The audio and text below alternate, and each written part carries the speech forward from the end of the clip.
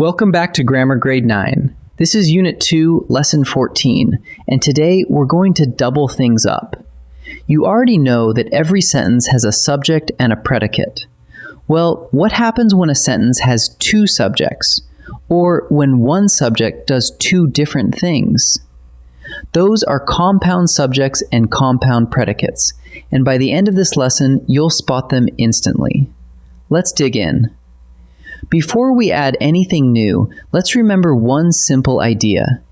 Every sentence has two parts, a subject and a predicate. Take this. Maria practices the violin. Maria is the subject, who the sentence is about. Practices the violin is the predicate, and the verb practices is the heart of it. Simple enough. But here's the whole question of today's lesson. What if there are two of each? Now let's meet the star of the lesson, the compound subject. A compound subject is two or more simple subjects that share the same verb. Take this sentence. Andrea and Rick entered the race. The first subject is Andrea. The joining word is and. The second subject is Rick, and the verb they share is entered. Two subjects and one shared verb make a compound subject. Here, the joiner is and, but it could just as easily be or nor. The conjunctions that join a compound subject come in two flavors. First, the simple ones, and, or, and nor. Second, the correlative pairs, words that work in twos, like either, or, and neither, nor. Here's one in action. Either cinnamon or nutmeg works. Notice how either and or wrap around the two subjects. Those paired words are called correlatives, and they always travel together, two at a time. A compound predicate flips that idea around. This time, the subject stays single, but it does two or more things, two predicates joined by a conjunction. Listen. Harold picked roses and arranged them. There's just one subject here, Harold, but look at the two verbs, picked and then arranged. The word and links those two actions into a single compound predicate.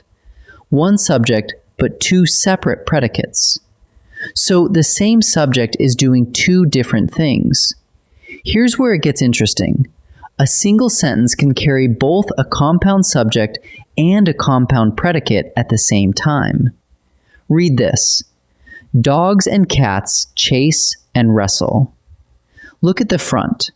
Dogs and cats. That's two subjects working as a compound subject.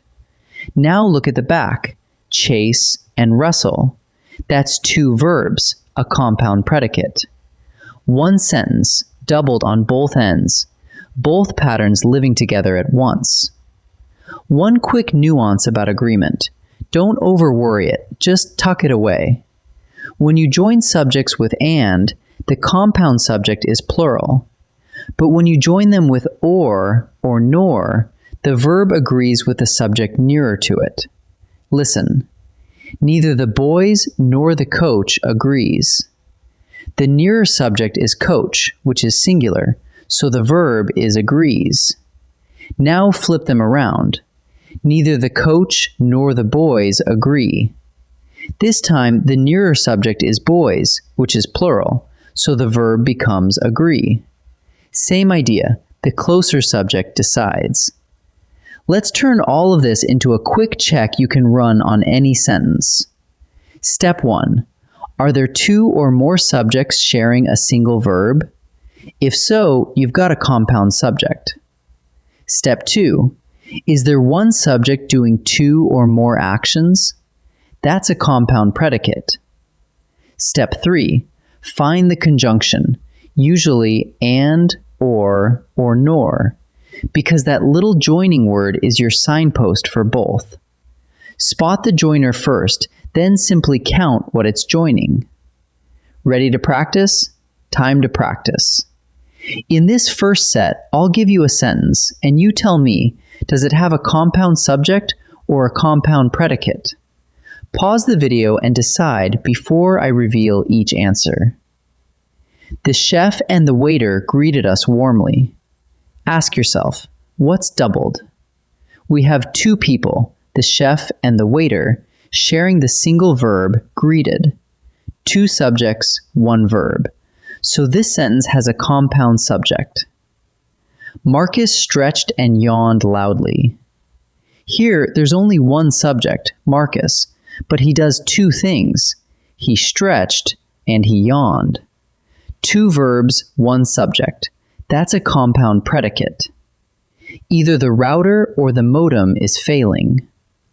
The paired words either and or are joining two subjects, the router and the modem, and they share the verb is failing. So this one is a compound subject. This second set adds a third choice. Each sentence might have a compound subject, a compound predicate, or both at once. Read carefully and decide. Pause before each answer. Lena and Omar cooked and cleaned. Check both ends. At the front, Lena and Omar. That's two subjects. At the back, cooked and cleaned. That's two verbs. Both patterns are here, so the answer is both. The twins whispered and giggled. It's tempting to see twins as plural, but twins is a single subject, just one noun. What's actually doubled is the verb, whispered and giggled. So this is a compound predicate only. Rain or snow blankets the peak. The word or joins two subjects, rain and snow, and they share the single verb, blankets. Notice the verb is blankets, singular, agreeing with the nearest subject. Just one verb, two subjects, a compound subject. Let's gather up what we learned. A compound subject is two or more simple subjects that share the same verb, joined by and, or nor, or by a correlative pair like either, or. A compound predicate is a single subject doing two or more actions. It's verbs joined by a conjunction. And remember, a sentence can carry both at once, a compound subject and a compound predicate together. One last tip. When subjects are joined by or nor, the verb agrees with the nearer one. Nicely done today. In our next lesson, we'll keep building on these sentence patterns. I'll see you there.